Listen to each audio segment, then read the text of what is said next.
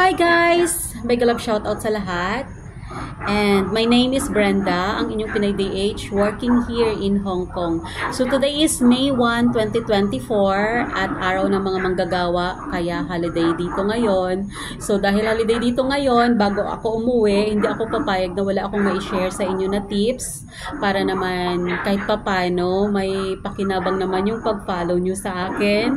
At yun nga guys, maraming salamat sa pag-follow, maraming salamat sa pag-play ng mga videos ko dyan, sa panunood. Maraming salamat. So, sisikapin ko na makagawa ko ng kahit kunting tips na may makuha naman kayo na kahit papano ay may maitutulong ako kahit sa kaunting bagay.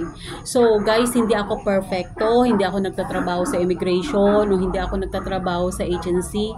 Yung mga sasabihin ko or mga maririnig niyo sa akin guys, sa mga veterans na mga OFW na dito, pwede niyo po akong i-correct. Pwede nyo po talaga, pwede kayong mag-comment dyan at i-correct nyo ako kung hindi tama yung mga pinagsasabi ko. Ito ay yung mga nalalaman ko lang, kaya isi-share ko sa inyo. Sa mga, especially sa mga first timer na nagbabalak na pumunta dito at yung walang idea kung ano yung madadat na nila dito, kung bakit nga nagdeterminate yung mga amo. So, yun na nga guys, yung topic natin ngayon is about sa termination. May nagtanong sa akin kung legal nga daw ba ang termination dito sa Hong Kong. Yes guys, legal ang termination dito sa Hong Kong at yan ay may mga kadahilanan kung bakit nati-terminate tayo. So dahil legal ang termination dito sa Hong Kong ay both parties pwede tayong mag-terminate ng ating kontrata. So meron siyang dalawang klase ng pag-terminate dito. Meron 1 month notice at saka merong right away ka na pababain. Hindi pala dalawang klase, mali yung sinabi ko guys. So, dalawang paraan ng pag-terminate. So, una, ang termination guys, yung 1 month notice, halimbawa guys, si helper ay hindi niya nagustuhan yung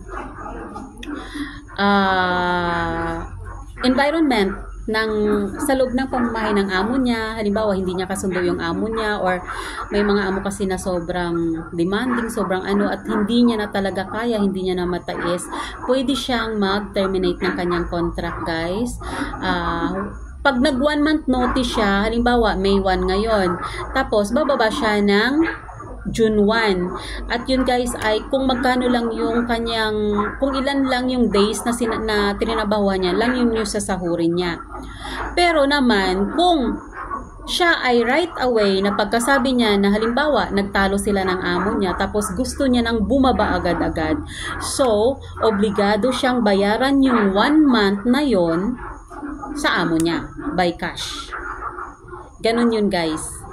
Kaya yung iba is tinitiis hanggang mag-1 buwan para magbibigay sila ng sulat at saka may sasahurin pa siya.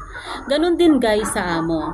Halimbawa, may mga instances or may mga pagtatalo na nangyayari at hindi na nila matiis ang isa't isa. Si amo gusto nang pababain ng right away si katulong, si domestic helper.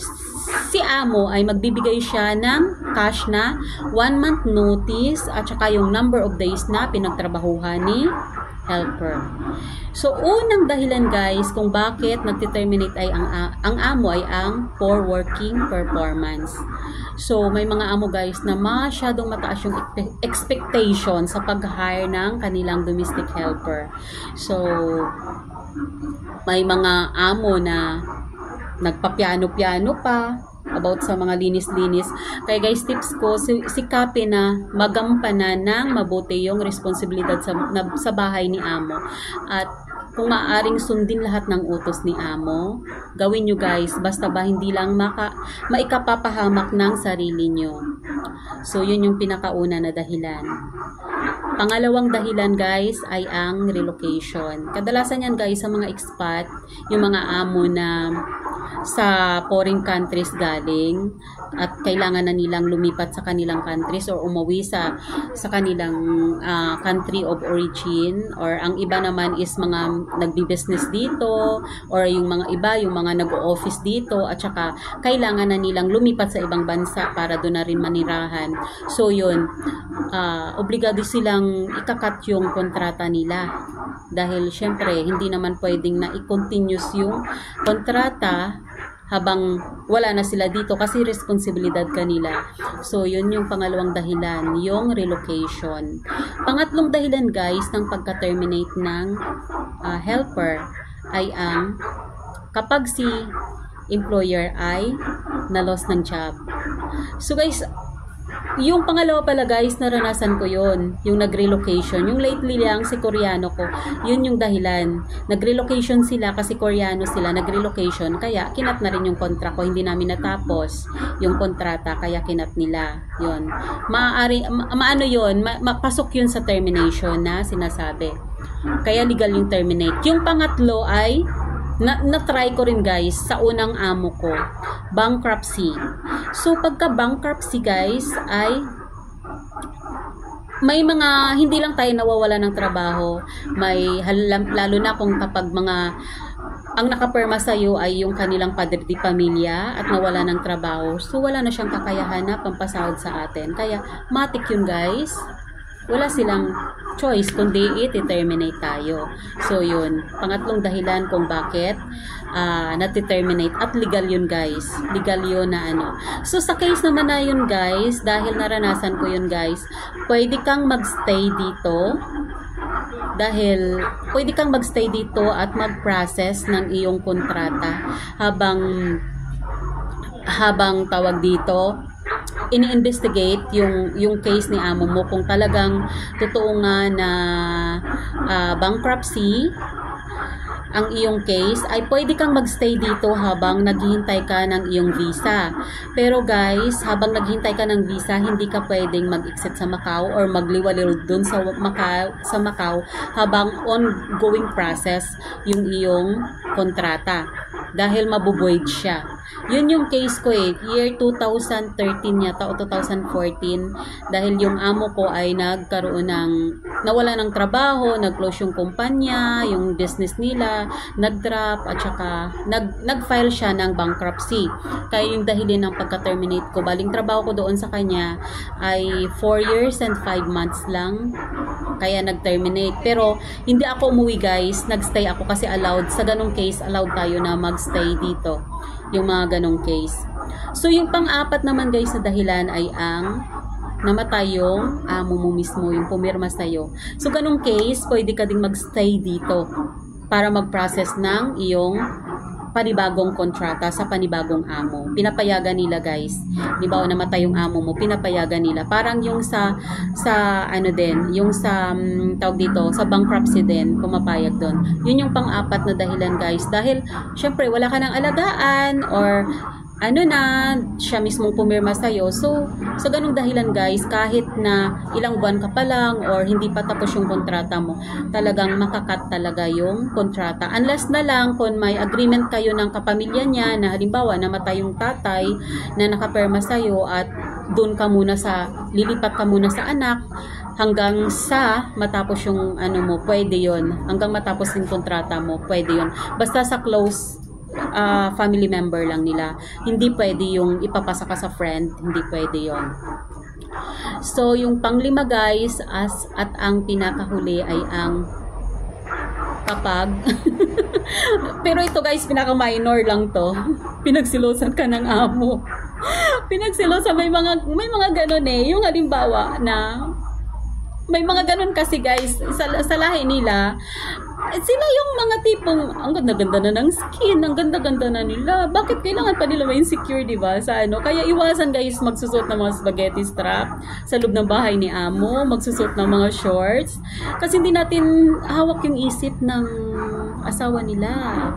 So kaya iwasan natin na kumbaga yung okay yon kung nasa day off tayo, okay yon, magpapaganda tayo or mag-ano, pero pag sa loob ng pamamahay nila amo, ilulugar din natin yung sarili natin. Iwasan din nating magsuot ng mga revealing na mga damit.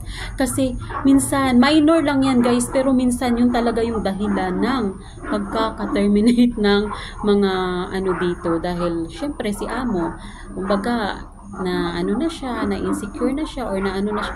Kasi kadalasan guys, ng mga kalahi nila, mga ganun sila. May mga ganun, na ang kaganda na ng mga skin, bakit kailangan pa talagang ma-insecure sa ano nila, diba? Sa helper nila. So, ganun lang guys yung nakikita kong mga dahilan. 5, una ay ang poor working performance. Pangalawa ay ang relocation. Pangatlo ay ang bankruptcy. Pang-apat ay yung kapag namatay yung amo. At ang pang-5 ay yun nga guys, selos. Magsisilosan ka talaga, tsawla ka talaga niyan. Kaya kailangan guys ay umayos-ayos ka sa pamamahay nila. So far hindi ko naman naranasan kasi pagdating sa bahay naman ng amo ko, kung ano yung pormahan sa labas, hindi mo na yun pwedeng anuhin doon sa ilugar mo nga yung sarili mo, ilugar mo yung anong katayuan mo. Hindi naman yung magsusuot ka dyan ng gutay-gutay ha. Malinis naman, pero tugma naman sa kung ano yung posisyon mo dyan sa pamamahay. At saka iwasang makipagkwentuhan sa among lalaki. Kung may problema ka, una, ako guys kapag may problema ako, una kong kinakausap yung amo kong babae. Kapag may issue sa loob ng pamamahay ni amo, kahit na yung among lalaki yung nakaperma sa akin, yung kinakausap ko yung amo kong babae. At saka yung tips, una mong kuhanin ang loob ay yung amo mong babae. Si amo mong babae lang yun, yung makakasundo mo talaga na. Kalimbawa, kapag si amo mong babae ang kasundo mo, malayo talaga sa problema. Kasi kadalasan ng mga among lalaki dito ay medyo under sila ng kanilang asawa. Sumusunod sila sa kanilang asawa. Kaya kahit hindi nagugustuhan ng amo mong lalaki yung kanyang performance mo, kung kasundo mo si amo mong babae ay maipagtatanggol at maipagtatanggol ka, so wala siyang magawa. Susundin niya talaga yung asawa niya. So, yun lang guys, at sana ay may nakuha na naman kayo na kunting tips galing sa akin, at kung may mali akong nasabi dyan, pwede nyo akong i-correct. Kung halimbawa, lalo na sa mga veterans dyan, kung may nakalimutan man ako, may mali, or may something na hindi nyo nagustuhan, pwede nyo akong i-correct guys, at accepted yon. Pwede kong mabago, or pwede kong maipaliwanag yung sarili ko dyan. So ito ay para sa mga first timer talaga na gustong pumunta dito at walang idea. So maraming salamat sa panunood, at bago magtapos ang lahat, mega love shoutout sa aking ka-team sa YouTube, Team Lumot Reborn, Team 98+1, Team The Rising Sun, at sa the rest of my friends na nasa YouTube, at also dito sa FB. Maraming salamat sa mga supporters, yung mga nagsusupport yan sa akin sa Reels, yung mga andyan lagi na tumatangkilik sa akin, na kahit na medyo may katigasan yung katawan natin sa pagsayaw-sayaw dyan, pero andyan pa rin kayo, na nakakataba lang ng puso, na andyan kayo lagi. Hindi ako nasisiro sa Diyos. So maraming salamat, at have a good night. Bye-bye!